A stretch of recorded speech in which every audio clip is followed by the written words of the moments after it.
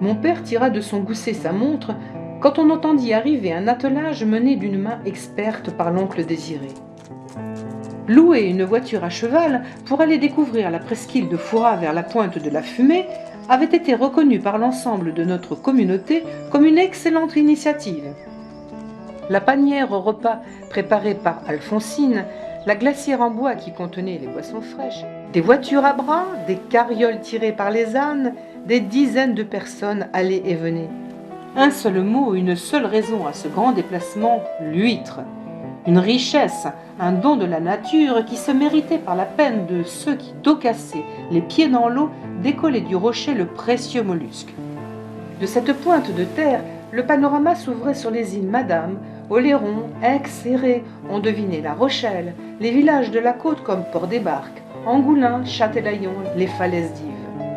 Ce désert, cette pointe aride qui avait perdu il y a fort longtemps son statut d'île, grouillait de gens affairés. Des petits groupes séparés examinaient, triaient, rangeaient les huîtres dans des paniers recouverts d'algues brunes. Le lendemain, 15 août 1901, comme tous les ans depuis 1856, Fouras vivait à l'heure des régates. Les trains déversèrent des milliers de curieux. La ville était assaillie, terrasses, restaurants grouillés d'une foule exubérante. Les employés des établissements de bains ne savaient plus où donner de la tête pour répondre aux exigences de cette multitude pressée de goûter aux délices de la baignade.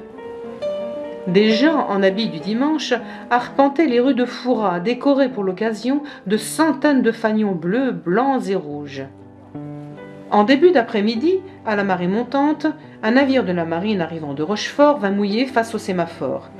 Il remorquait une quinzaine de baleinières. Les régates allaient pouvoir enfin commencer.